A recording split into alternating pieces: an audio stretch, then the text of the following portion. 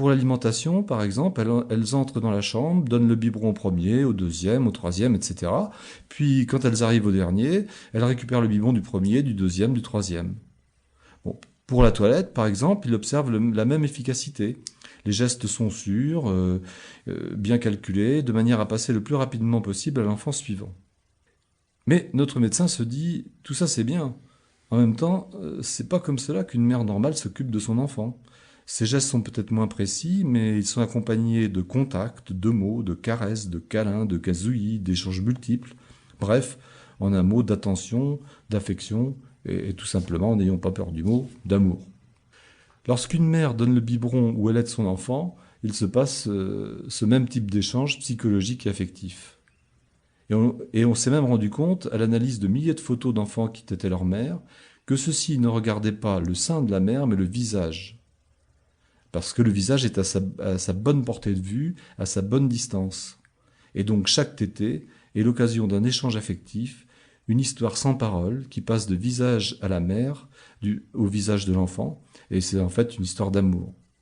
Alors voilà, pour répondre à votre question de tout à l'heure, voilà ce que dit le médecin. Il se dit, ces enfants, en fait, ce dont ils souffrent, c'est de cela. C'est-à-dire que ils sont bien pris en charge sur le plan corporel, mais le biberon, c'est 50% de nourriture physiologique. Et il leur manque les 50% de nourriture psychologique qu'une mère leur donnerait naturellement, en même temps que le biberon, dans de telles circonstances. Et c'est la même chose pour les soins corporels et l'ensemble de la prise en charge de ces enfants dans cet établissement. Et donc, en fait, ces enfants souffrent de ce qu'il appellera après des carences affectives. Et il désignera sous le terme d'hospitalisme ces symptômes que l'on retrouve fréquemment chez les jeunes enfants faisant de trop longs séjours en milieu institutionnel. Alors, cet exemple est intéressant parce qu'il montre bien à quel point, dès notre naissance, nous avons besoin d'être stimulés, chouchoutés, aimés, reconnus. Et comme nous sommes tous des bébés âgés, nous avons encore aujourd'hui, quel que soit notre âge, ce besoin psychologique fondamental, incontournable, que l'on appelle besoin de stimulation, besoin de signes de reconnaissance. Oui, ce besoin de signe de reconnaissance est donc très important, vous venez de le démontrer au travers de cet exemple pour les bébés, mais n'oublions surtout pas que c'est un besoin qui va durer toute la vie, hein. Notre besoin de signe de reconnaissance, nous aurons à y faire face toute notre vie, de notre naissance jusqu'à notre mort, sous peine, en n'y répondant pas, d'endommager notre santé, je dirais, notre santé psychologique, notre santé affective, et aussi au niveau physique. Et là me vient une phrase que se plaisait à dire Eric Berne, qui était donc le créateur de l'analyse transactionnelle. Il disait, avec une belle image, je trouve, la personne qui n'est pas nourrie dans son besoin de signe de reconnaissance a la moelle épinière qui se flétrit. Donc, première idée que l'on a bien détaillée, c'est que les signes de reconnaissance sont indispensables à notre survie. Maintenant, ce que je vous propose, c'est de faire comme le photographe, de donner un coup de zoom et de voir un peu de plus près qu'est-ce que c'est que ces signes de reconnaissance.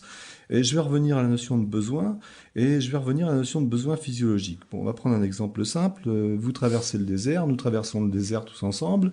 Et puis, donc, nous avons été prévoyants, nous avons de l'eau et nous avançons, et puis notre quantité d'eau diminue et au bout d'un moment, nous n'avons plus d'eau. Situation qui commence à devenir un peu dramatique, mais nous allons pouvoir tenir un certain temps.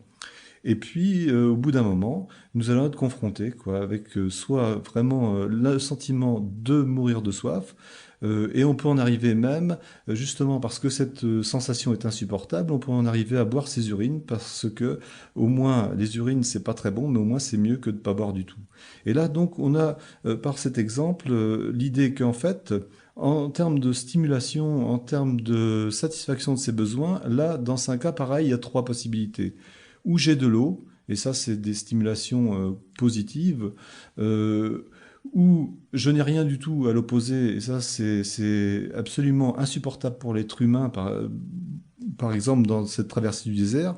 Ou troisième option, je bois mes urines. Et mes urines, ce sont des stimulations négatives. Et donc, l'idée, c'est qu'il y a trois possibilités, du plus, du moins, et pas du tout. Mais pas du tout, c'est insupportable pour l'être humain. Donc, on va préférer prendre des stimulations. Pour continuer à écouter ce livre audio gratuitement, cliquez sur le lien dans la description et vous pourrez l'écouter en entier sans frais grâce à l'essai de 30 jours d'Audible.